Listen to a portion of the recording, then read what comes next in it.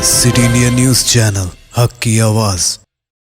मरकजी वज़ीर दाखिला अमित शाह ने तेलंगाना में मजहब की बुनियाद पर मुसलमानों को दिए जाने वाले तहफ़्फ़ुज़ात को ख़त्म करते हुए SC, ST और BC तबक़ात के साथ इंसाफ करने का वादा किया।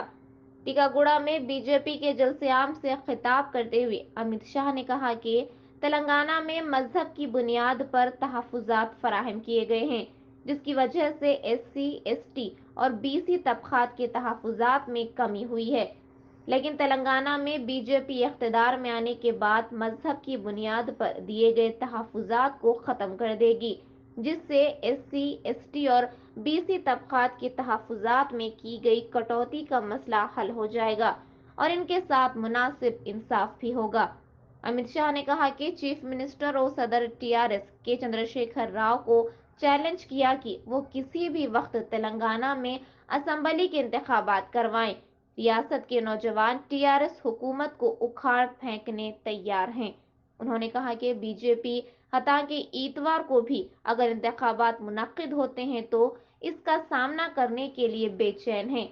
शहर हैदराबाद के मुज़ाफ़ाती इलाके टीकागुड़ा में बीजेपी के जलसे-आम से खिताब करते हुए अमित शाह ने चंद्रशेखर राव हुकूमत को शदीद तनकीद का निशाना बनाया।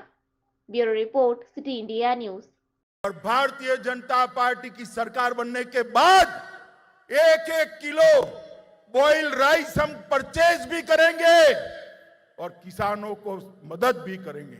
इसके साथ साथ जो धर्म के आधार पर माइनॉरिटी का रिजर्वेशन करा है, जिसके कारण SC, ST और OBC के रिजर्वेशन में कटौती आपने की है, हम माइनॉरिटी के रिजर्वेशन को समाप्त कर SC, ST और OBC के रिजर्वेशन को बढ़ा देंगे।